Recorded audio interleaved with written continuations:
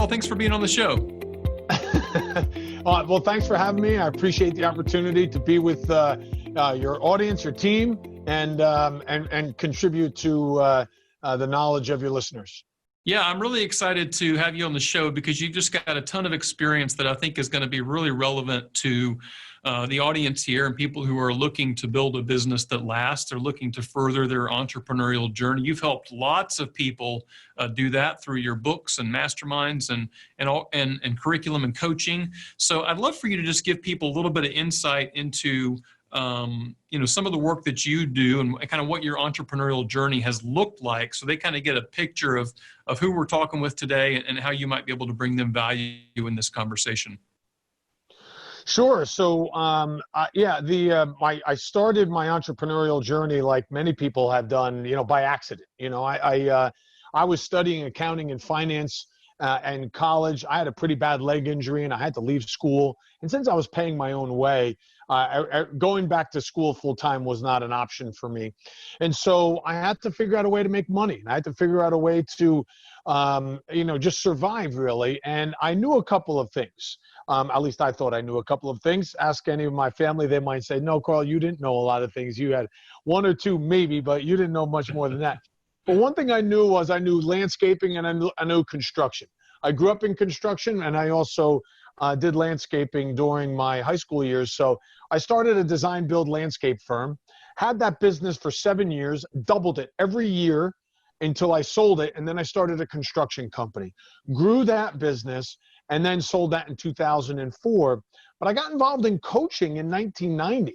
I went to a seminar by Tony Robbins, really enjoyed personal development. Then I took NLP and DISC and situational leadership and Franklin Covey. And I was basically certified in every coaching model you could be in the 90s. But what I was a little discouraged by was there were no real systems. There were no real processes. And I said, and I fell in love with the idea of coaching. And I said, I need a methodology. I read the book, on this and I became the certified coach.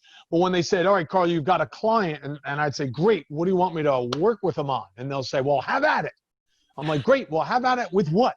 And there just wasn't the what. There was nothing to fill in how, Well, they told me what to do, but not how to do it. And so I wrote what became pretty widely used coaching and consulting methodology. And starting in 2002, I started training, certifying, accrediting people who wanted to become business coaches. And so I coached all through the 90s as a practice, and I was coaching international clients, and I had a 9-to-5 business. So I was coaching from 5 to 9, and I said to all the places I was getting referred clients from, I said, give me your international clients first. And they said, oh, well, do you have a penchant for international business? I said, no, I got a 9-to-5 job on the East Coast. That's why I need to work with your European clients, because I can coach them from 3 a.m. to 8 a.m.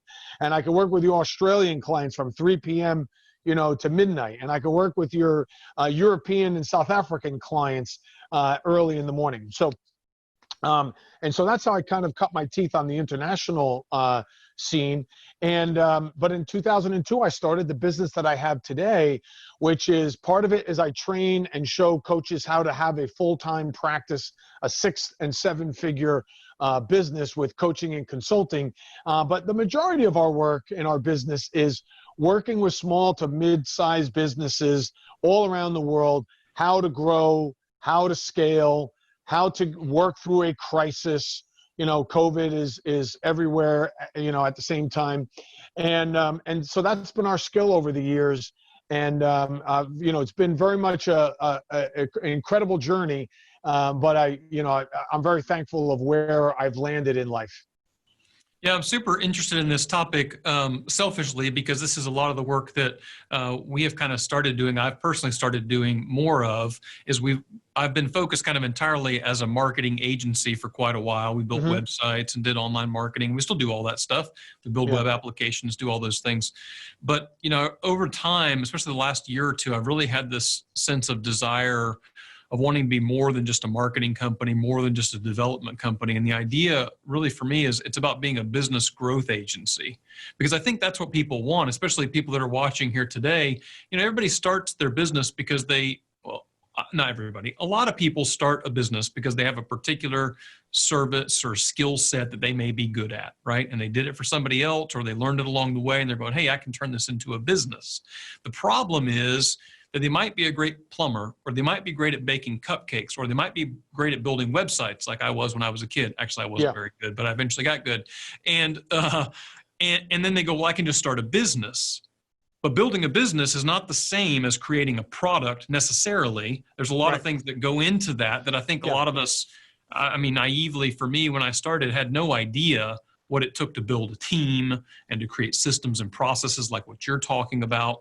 So in those early years, before you had the experience that you have now, what were some of the things that you kind of went, wow, I didn't think about this. This is something I might have to learn. Oh, wow, this is a roadblock I need to overcome. What were some of those stumbling points for you in those early years that maybe some other people might be experiencing today? Yeah, sure. Especially if you're a launch company. And the reality is that we get so much reinforcement that this is what it means to be in business that it's a bit misleading. And so when you started developing websites, when I started cutting lawns and designing landscapes and all that, what we did was we launched ourselves into self-employment. Not really a business. A business is a machine. That's right. It is a mechanism in which your clients can be serviced without you. Mm-hmm. But that's not how you started or I started. I was out there shovel in hand, measuring tape in hand. You were coding and creating websites and designing. We were self-employed. So I did not understand the difference in the beginning between self-employment and building a business. And candidly, virtually every business starts as self-employment. Microsoft, Apple started as self-employment. But it's how quickly can you convert into a business and grow beyond, graduate from self-employment, because the reality is the biggest stumbling block that you all are going to find out as you grow your business is you're going to immediately get out of the gate and you're going to have success because you're hustling. Mm-hmm. Well done, you're busting your ass. You're going 12 hours a day. You're doing quotes at night, books on the weekend. You are rocking it. Okay. Now, everything other than your core operations, meaning the actual work, designing the website, pulling a tooth, doing filing a tax return, wiring a house, plumbing, you name it. Everything outside of your core operations will exhaust you. You will not be able to keep up with it because that's the scalable part of your business. It has to grow beyond you. And if it doesn't, what it'll do is it'll just wipe you out, because marketing, as you know, marketing and sales is relentless. It can never stop. No matter what business you think you're in the marketing and sales business. Yeah. You have to be promoting yourself constantly. We recommend 5 simultaneous lead generation strategies going on at any given time, right? And we say that you should be dedicating at least 90 minutes a day to your marketing and lead generation, right? At some point, you can't do 90 minutes a day and work 8 hours a day and do client relationships and do the books. At some point, it's going to get to be too much. And what happens to small business owners is they get burnt out because they feel like, well, you know what? I got in this because I love surfing and I wanted to have a surf shop. And I find myself, I don't surf anymore. I'm not even with the customers talking to them about surfboards. I'm in the back of the room. All I'm doing is looking at spreadsheets and, making phone calls. And I hear my front desk team talking to clients about, the latest and greatest and all that. And that's all the stuff I got into business for, and I can't do it anymore. Mm-hmm. And so we have to now you can hustle your way to $1 million or more, $1 million to $5 million, you can hustle yourself there. And that's no small feat, because only 4% of businesses will ever make it to $1 million or more. 96% never make it. But you can't sustain on hustle alone, right? And and the reality is that it will catch up with you, because as you grow, for every dollar you're bringing in the door, you're adding responsibility in the back of the house, and you simply won't be able to keep pace with it. I'm a pretty energetic guy, And, I've been at this for 35 years now. And when I had a business that wasn't 100% in alignment with who I wanted to be, how I wanted to go about my life, I got to the point where even I got burnt out. Mm-hmm. And my nickname, Jay, when I was younger was Captain Glucose. So, look, I get it. I get loving what you do. I get out there. I get getting out there and hustling, but it will catch you. It is a race you cannot win. And so now I'm not suggesting that you have to grow a business and leave self-employment, right? Self-employment's cool if you love what you do, but you have to have realistic expectations as to what your earning and lifestyle potential is, because there's a cap on what you could be doing there. Yeah, this is such an important idea. And I just want to kind of like go back to everything you just said and bring it back to the surface for people that are listening and watching, because I don't want them to overlook this. I think for probably a decade, I believed that I owned a business, and what I really owned was a job. Correct. It was fine. It was a good job. I liked what I did. I worked a lot of hours doing things that I enjoyed doing, but if I wasn't in front of a computer, I was not making money. It required me to be in front of a computer to make money. Now, I'm 21 years later, I'm a slow learner.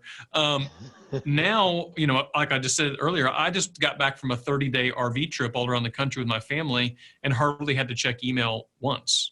I did a few times in the later weeks just to kind of check in on things, but I didn't need to. I could not have done that in the early years because self-employment is not the same thing. It's not bad. Like you said, it's not inherently wrong or bad, and not everybody needs to or has to build a business, but those concepts and those ideas of understanding when does it go from this self-employed job to a sustainable business, that if I were to walk out in the street and get hit by a bus, that's the standard I've been working off over the last couple of years, basically is, hey, if I get hit by a bus, what happens to the company? Do you all get to keep your jobs, or is everybody out of work in the next 2 weeks or 2 months or 2 years? How long does it take for this company to collapse if I instantly disappear from the earth? Because it's possible.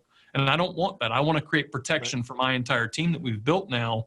And I want to create sustainability and freedom for my own life. Because I think a lot of entrepreneurs get into whatever they're doing because they want two things primarily. They want more money and they want more freedom or time or ability to decide what they want to do and when they want to do it. But what they find is they have so much work that they have to do, that even a lot of work that's not making the money, but they have to do in order to keep the thing running, that they get burnt out along the way. And like you said, no matter how much energy you have, eventually it's just not sustainable anymore. So let's talk about strategies around that. Like, what are some things that people maybe who are wanting to make that transition, what are some things they need to think about? I know one of the books that you have that I was looking at before the show was the 7 Stages of Small Business Success. Mm-hmm. Like, and maybe we could talk about that a little bit, talk about what those stages look like, just kind of give people a framework to think through as they're deciding what their journey needs to look like in entrepreneurship. Sure. So let's look at it in the context of the self-employment business. And another way to look at it is the growth stages and then the scale stages, right? So stage 1 is what we call strategic planning, where you get the great ideas out of your head and onto paper. And implicit in that is that you have to have a compelling mission, vision, values, purpose, a compelling plan. And you have a compelling plan if you can answer at a level 10 these 2 questions. Number 1, is my business so compelling that employees would be willing to leave where they work now, come work for me, and earn less than they earn now? And number 2 is, my business is so compelling that my competitors' customers would be willing to leave them, buy from me, and pay more, pay a premium for my services. Now you know how you have a compelling company, and compelling what you do, but more importantly, compelling how you do it and why you do it. Uber is a great example of a company who's winning on the how. There is nothing new about Uber. Google Maps has always been around. Dispatch software has always been around. Rating systems have been around. Credit cards collecting credit cards has always been around.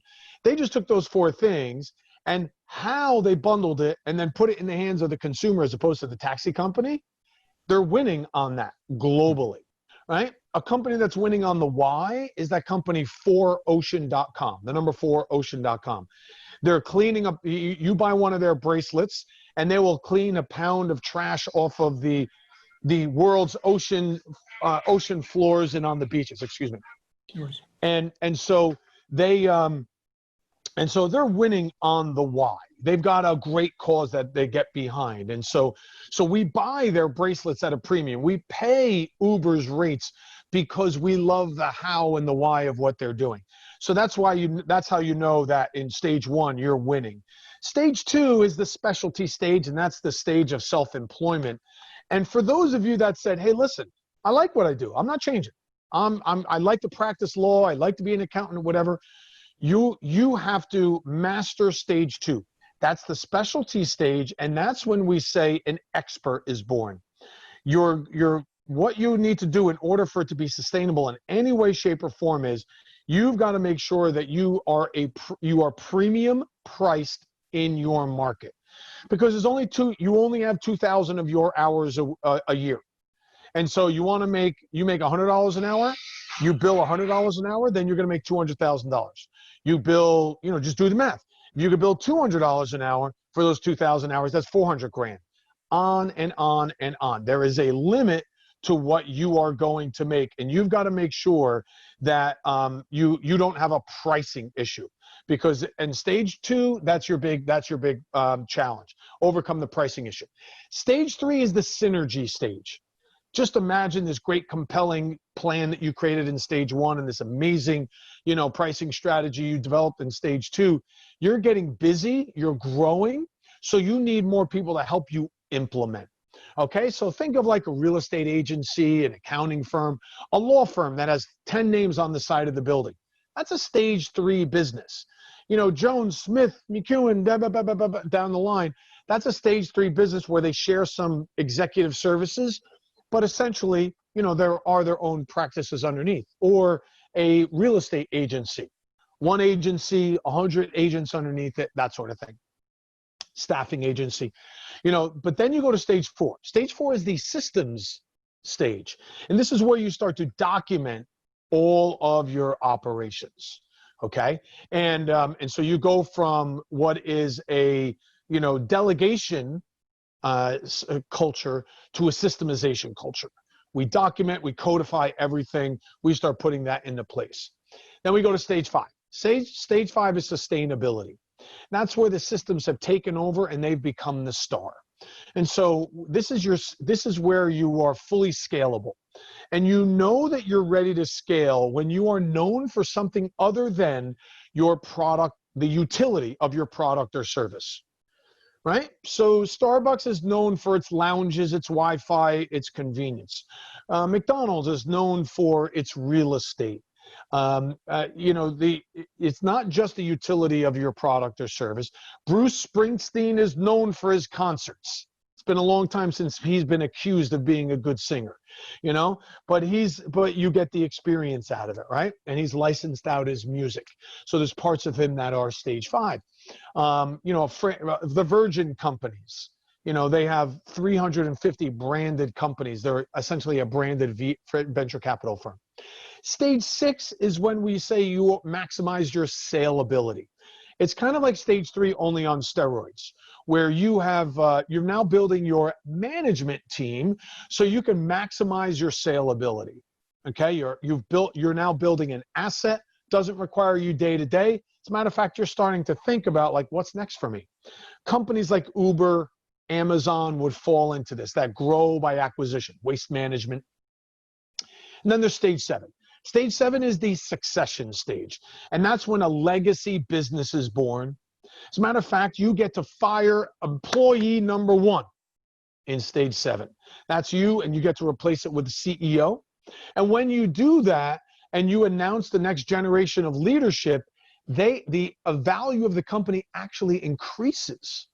Not because you weren't a great leader, but because of the next generation that you've put in place, right? And so you take each of these seven stages, but those first three are growth stages, right? And if you're going to say, listen, I love what I do, or I'm in my 50s and I'm not pivoting now.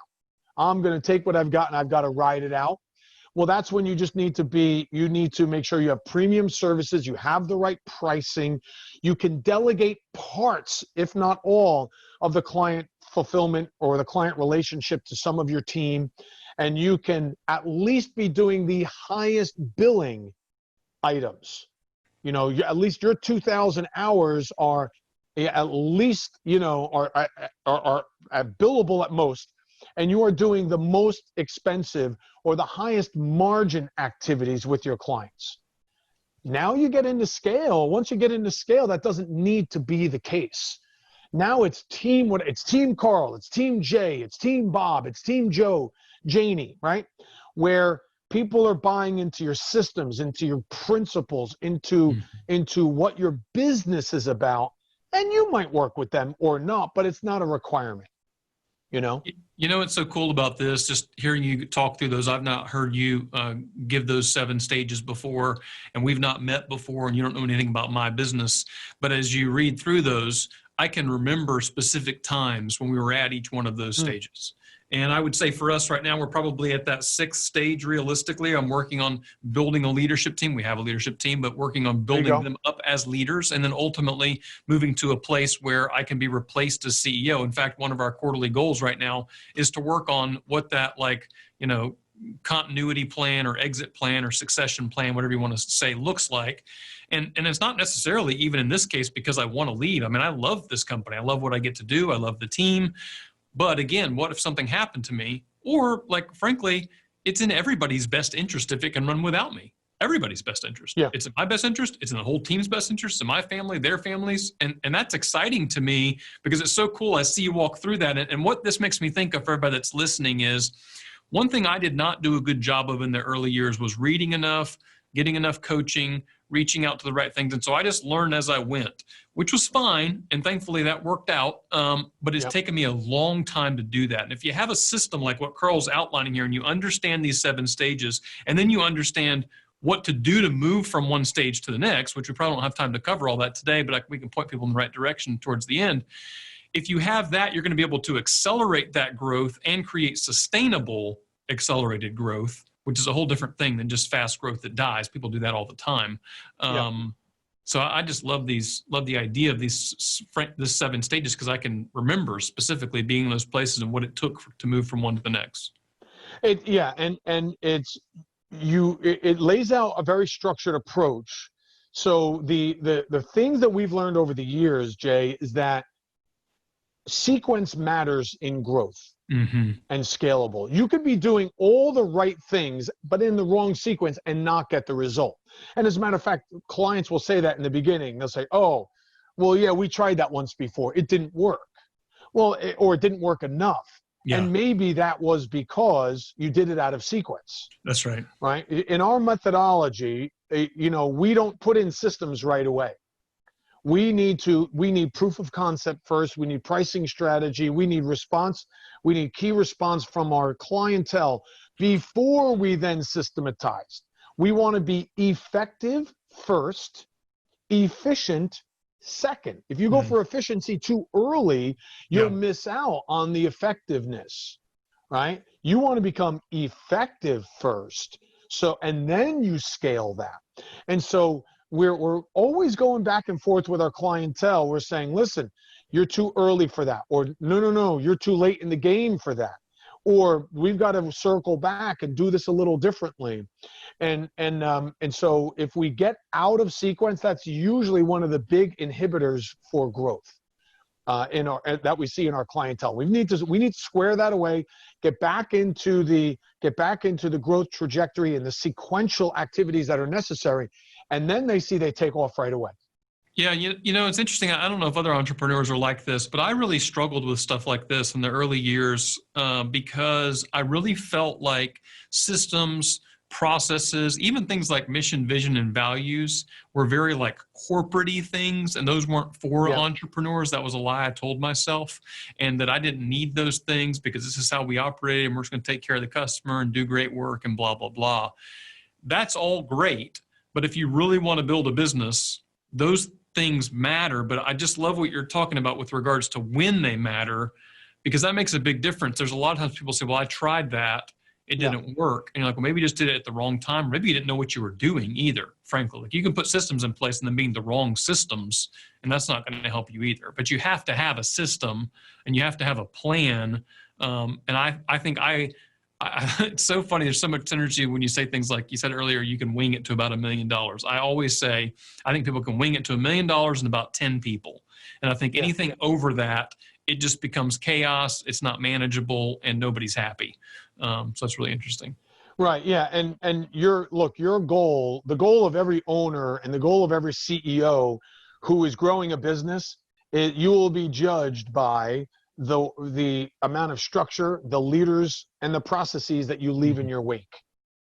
So your job is to build a machine as a CEO. If you're going to be a self-employed, you just need to be the expert. If you're going to be a plastic surgeon, just go out and be the best plastic surgeon ever so you could charge the most. So when you are doing your plastic surgery, it's worth your time.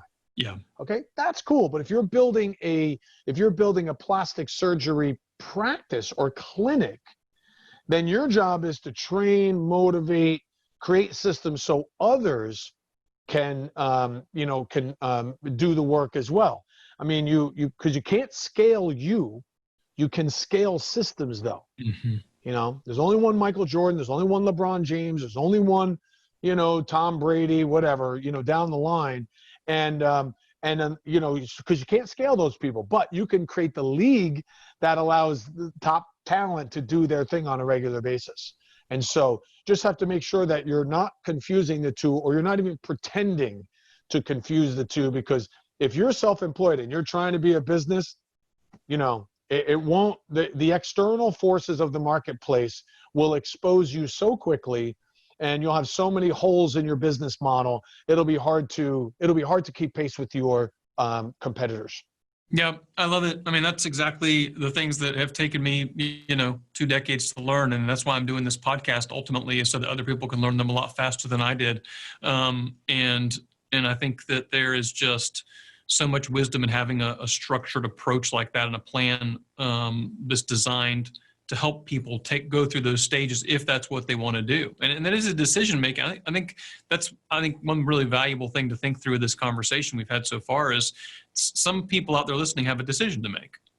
Do they want to be the best self-employed person, which is totally okay? Or do they want to scale a business? They are not the same thing. Both are good, but you got to decide which you want to do. Both have pros and cons. I actually had this exact conversation with somebody on an online Facebook group the other day, and it was an agency group, and they said, hey, should I remain an independent contractor building websites essentially and doing some marketing work, or should I build an agency? And I was like, well, it just depends. Like, you can make plenty of money being an independent contractor, solopreneur, and live a happy life. Or you can do the same with an agency. There's pros and cons to both. Yeah, and they are two totally different animals. If you decide to build a business, what you're going to find is, if you go from building websites to building a business that builds websites, you're going to find that your margins go from 80%, meaning eight out of every $10 you put in that come your way, you're going to keep, right? And you have total control over everything, good or bad. Yeah. And your margins are going to go to 30%. Yeah. Right? Where you're going to give away 7 out of every $10. However, if you could set up a system where one person could build one website, and you could build a lead generation system so you can have 10 people building 10 websites, all of a sudden you now have a scalable model, and you're not building websites anymore. So do you want to manage people, or do you want to lead people and a system? Or do you want to be an operator, and do the tasks? And like you said, there's no judgment. When I wrote the book, The 7 Stages, in the span of a week, I went to 2 concerts. And a good friend of mine's son was just starting a band called Steel Train, right? And I went to go see him, paid $20, and I had to convince, his name is Jack, and I'll explain who he is now, because he's since won a Grammy and all this other stuff.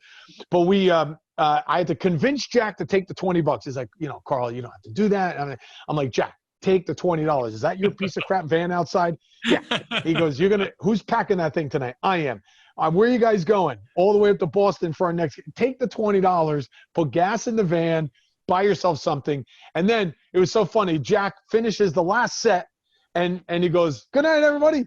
And I said, and I'm like, oh, such a great show. I said, he's got like T-shirts and album. I'm gonna go buy some. So he's got some money tonight. So I go running over, and who's working it? Jack. He was the lead guitarist, and then he's working the the swag booth. And I'm like, Jack, you kidding? You're killing me. So anyway, it turns out it's Jack Antonoff who then launched the business Fun. They won a Grammy for their song "We Are Young" and all that. Wow. But when Steel Train started out, that was Jack's one of his first gigs. Huh. Well, later that week, I went to go see the Rolling Stones. Giant stadium, 92,000 people, $100 a pop. Well, you know what? The Rolling Stones are a stage 2 business. Now, their merchandise and other things, licensing, that stages 4 and 5 and all. But you know what? If they announced that Joey and the Mashed Potatoes were showing up to play the Rolling Stones songs, they're not filling that stadium. So you can be the Stones and spend 50 years doing what you love, but you got to make sure you get to $100 a ticket for 90,000 people, as opposed to $20 a ticket for like 30 people in a club in New York City, right? And so, you've just got to decide what it is you want to do, but there's two very distinct paths that you go down, and just make sure that you're clear about that. Yeah, I love that. That's really good advice. And I encourage people to grab that book. I know I'm going to. I think that those 7 stages are just really a helpful framework to think through what that looks like. And who knows, maybe I missed some steps along the way, and we're really, like, for me, as I hear you describe that, I'm going, all right, well, we're moving from stage 6 to stage 7 right now. That's where we're at.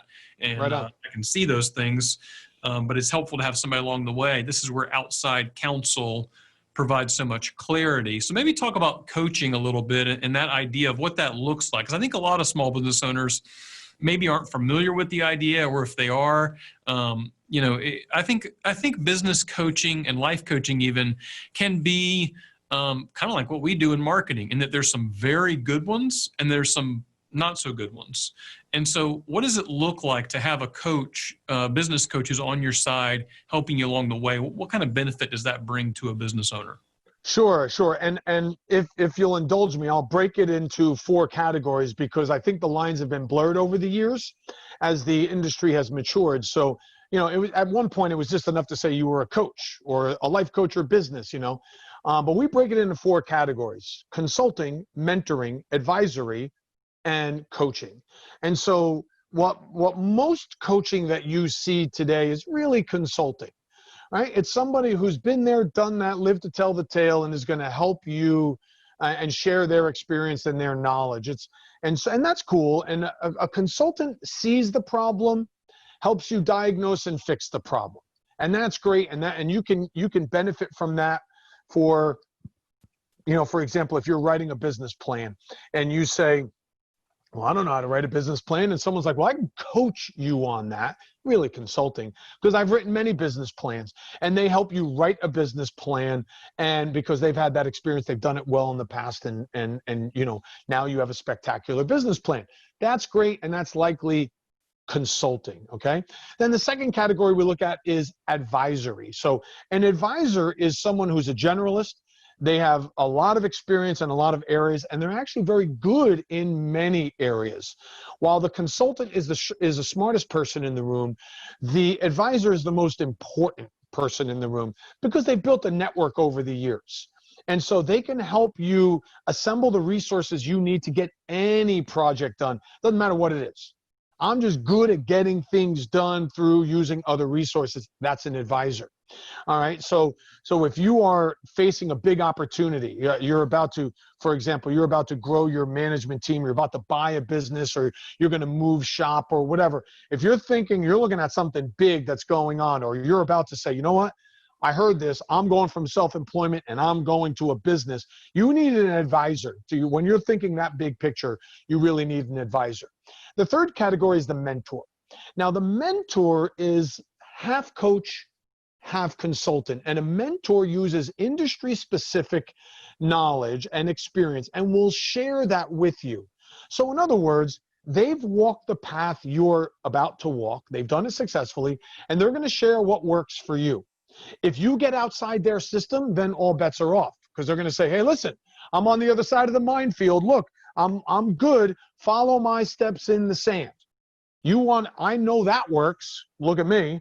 You want to try any other way? I don't know, but I can show you what works for me. And so they use experience sharing, industry specific knowledge, and they're good for short-term projects because as soon as you equal them in experience, you outrank them. You know, it's like your drill sergeant after basic training, you outrank them. You know, they've bought you through that experience, and now, you know, successfully, and now you graduate from your mentors, and you'll go through a series of mentors. I want to go public. Well, I've done that before. I'll walk you through how I did it, you know, and I want to hire a CEO. Well, I've hired a CEO. I can show you how to do that sort of thing. And then there's the coach. The coach is the person who sees through the problem.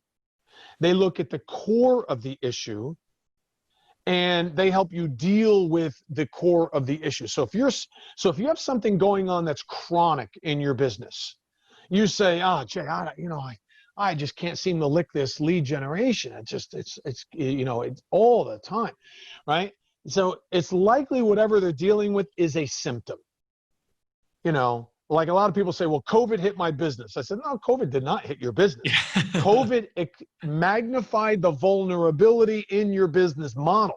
That's what it did, right? And so now that it's exposed, let's work on it. Let's work on the core of the issue. So a coach is really good at helping you get to the core of the issue. So if you have anything that's happening to you that you don't like or is not to your standard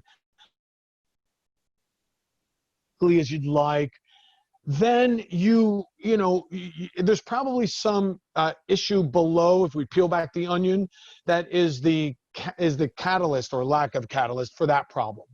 And so you want to work with a coach that'll help you peel back the layers, figure out what is the cause, and work on the cause of that issue, because likely you solve the root cause, the symptoms will typically improve. Mm-hmm. So we look at it in those 4 areas. When we work with our clients, we provide all 4 to our clients. We provide consulting. We have mentors who have done it before. As a matter of fact, in our business, an advisor is only allowed to work with a client if they have bought, sold, run, managed, or owned or advised a business larger than the one our client's trying to build. Mm. So they can mentor them through it and advise them through it because they've been there. Yeah.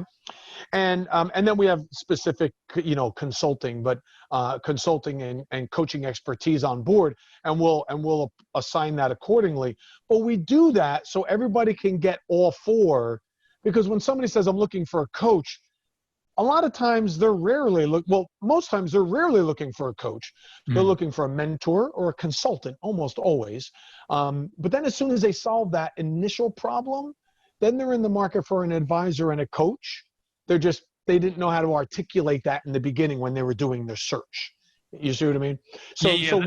That's really helpful. I've never seen those broken apart or really even, I don't think I could have described to you what the difference between a consultant or a coach is, but I love how you put that. I think that makes a lot of sense, and hopefully gives people a framework for who they might need. And I would say, wherever you're at in business, having somebody to help bring you along in it, have somebody else to build things off of. You're not as smart as you think you are. I wasn't as smart as I thought I was in the early years. And I managed to work through it and figure it out. But gosh, I could have accelerated things so much better, so much quicker had I had the right consultant or the right advisor, the right coach, right mentor along the way, depending on what stage I was at. So that's a helpful framework. As we start to kind of get towards the end of this episode here, 3 questions that I always ask. And a lot of these things, I know people are going, gosh, I want to know more about those 7 stages. They should go get your book. We'll give links to those in the show notes. But what I like to round out on is these 3 questions. Number 1 is going to be about work-life balance. Number 2 is going to be about kind of parting advice that you want to give people that want to build a business that lasts. And number 3, where people can find you online. So number 1, work-life balance. That means something different to everyone, and it changes throughout different seasons of life. So I'm curious, what does it mean to you, and how has it changed through different seasons of your life? Well, when I was in my 20s, I think I, as well as all entrepreneurs, are in some measure of imbalance. And I think I'm not so sure I even believe in the concept of work-life balance, because I think as entrepreneurs, if we ever experienced it, we wouldn't want it, but we just like what we don't think we have. I Yeah. think of it more as work-life integration. Hmm. I try to bring work into my life, and I'd like to bring my life into my work as much as possible. And what I mean by that is, I don't mean blend, being home and working, during dinner time. I'm very clear about the boundaries. But when I travel, I bring my family. When I go to a trade show, the kids come. If I'm looking at a piece of real estate, I'll have the kids come and I'll say, what do you guys see?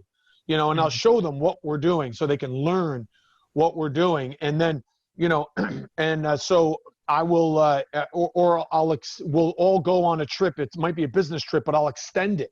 And we'll have family time on the front and back end of it. And so I'll try to integrate it as much as possible, so I can magnify the moments that we have together. And I like to make, my work a coaching opportunity for the kids, a learning opportunity so they get exposed to various things. And then, conversely, when I'm done with work and I unplug, I'm very good at turning the phone off, and I don't use it. So it's just really, it's almost like setting appointments with myself, for my personal and business. So, and they'll be, and so that way I can say to the family, look, during this time, I'm going to be focused on work, or I'll be out of town or whatever, and we'll schedule in. I'll call you, I'll FaceTime you, we'll do a video chat or whatever. And then, when I'm home, I might get this one call for work, but that's other than that. So I'll kind of lay it out. There'll be more integration than balance. And I find that as long as I have access to balance when I need it, so I know how I work. So I go on these high energy spurts for like 2 weeks. And then I need a day or so, recharge the battery, kind of make sure my head's screwed on straight, take a little bit of time for myself. And so I put those in. I have a couple of times during the day where I have a little spot for myself. But then every 2 weeks or so, I already have in the calendar some blocked out time for myself, because I know how I work. At this point, I just kind of know my rhythms. And so I have found that's what's worked for me.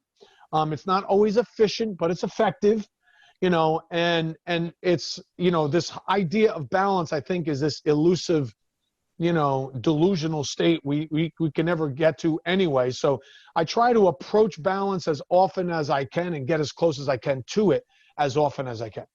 Yeah, I think what I always love about hearing responses to this question is that everybody does it a little bit differently. And I think that's okay.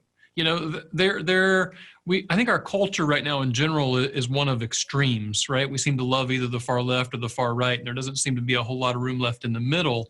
And that's true of a lot of different ideas. And I think work-life balance is one of them. You have some people on one extreme that's like, it's the hustle mentality. If you're not working, 18 hours a day, then you're hardly even working. Then there's the other mentality of like, if you're not taking a 3-hour lunch break and doing yoga for at least 2 of those hours, then you're not getting enough rest. And maybe those 2 things are fine for some people, but I think most people probably fall in the middle somewhere, where I know for me, some days I'm, hustling this morning, I literally got an Uber in Orlando at 5:30 this morning, and was here at our office in St. Augustine. I've been here all morning. I'll be here till late tonight. My family's still in Orlando, and I won't see them probably today or tomorrow. I got a lot going on because I've been, on an RV trip for 30 days. And that's okay. Because in the imbalance, there actually can be balance, if that makes any sense. Yeah. And I just love hearing responses to that. Yeah, sure. Yeah, they can find their center of gravity while you get things, back in order and organized. And it changes for everybody in different parts of their life. When I wasn't married and had no kids, that was a different season than now. When I've got 5 kids and I'm married, I have different responsibilities. And when the kids are grown, that's going to be a different season again. So next 2 questions. Number 1 is going to be about kind of parting thoughts. Number 2 is where people can find you. So as we kind of round out this conversation, we've talked a lot of things about growing and scaling from self-employed to actually building a business. And you think about those business owners who maybe are already working some of those stages, but they're a little worn out, they're a little stressed out, they're ready to quit. What's some parting advice that you would give them to help them build a business that lasts? And then where's the best place for people to find you online if they want to learn more about you, your company, and what you do? Sure. So regardless of what lane you go down, am I going to be self-employed? Am I going to build a business? The most successful businesses in our new normal will have a bold promise and will give their clients the perception of control. Meaning you're going to partner with your clients and allow them the option so they can design their adventure with you. You can't dictate it anymore. Those days are gone, long gone. Right? It's not just whatever cars in the lot are the ones you could buy. You've got to customize the experience. And a bold promise means if you take the top 5 complaints about your industry right now, what's top of mind of your clientele that they are complaining about, so they wish somebody would solve, and you can build your model and your delivery around that. And then allow, again, that's the bold promise. And then the perception of control is giving them the option to add on, customize, and assemble the transaction with you. You'll be very, very successful. You'll draw the most passionate people who are willing to pay a premium and value you for your service, not just the utility of your product. Okay, and so they'll be willing to pay. So that's going to be the formula for successful companies in whatever form they take going forward. And your pre-COVID, your pre-crisis, your pre-pandemic message will not be your post message. All right, think of 9/11. Prior to 9/11, there's a way we traveled. After 9/11, the way we traveled changed forever. Business will change forever because of COVID. And so look back at your messaging, what was working before. It's not enough for you to just turn the sign over to open and say, okay, guys, come and get me, I'm back. Well, hey, listen, a lot's been going on over these last 3 months and continues to go on. And so what are the top 5 things on everyone's mind? And, and there's going to be things around safety and security and distancing and masks and all that, find out. So let's just put aside everything and let's just think about the client for a second. What's important to them? You make that important to you. And so that'll get beyond what some of the personal biases towards certain things are. Hey, we're here for the client. Let's make that happen. Absolutely. Yeah. And lastly, the way you find me is my website is carlgould.com. And that's the gateway for all the things that I do. I'm running a free coaching class over the next month called Comeback Coaching. It's free. If you just go to carlgould.com, you'll learn more about it. Or 7stageadvisors.com. That's our consulting website. And we'll offer any one of your listeners, that class is free, by the way.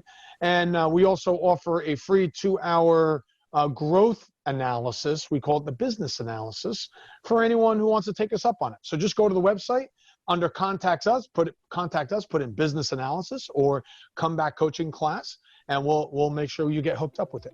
That's great. So it's carlgould.com, carlgould.com. Check him out. Carl, it's been an absolute pleasure to have you on the show today. Thank you for all your insight and wisdom. Thanks so much, Jay. Thanks for having me.